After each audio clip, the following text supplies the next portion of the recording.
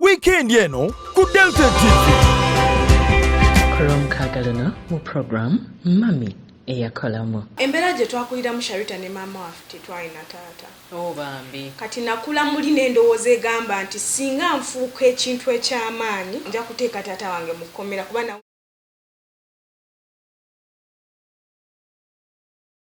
Sharita nzijukirako n'okugenda ew'omuntu ne mugamba nsaba kunsasulirako. Namugamba njagala kusoma amateeka gwe.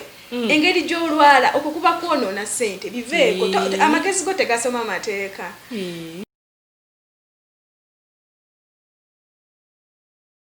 Nafuna papasi endala oba omugaso ti ebintu byensoma eby'amateeka okubikozesa ku taata wange tekijja kulabika bulungi naye awo we natandika okufunira okukyuka nti sisobola kubeera na hope built on negativity oba built on hatred or anger byonna by'oyitamu oba by'oyiseemu byali byakutegekera buwanguzi mukyala totuula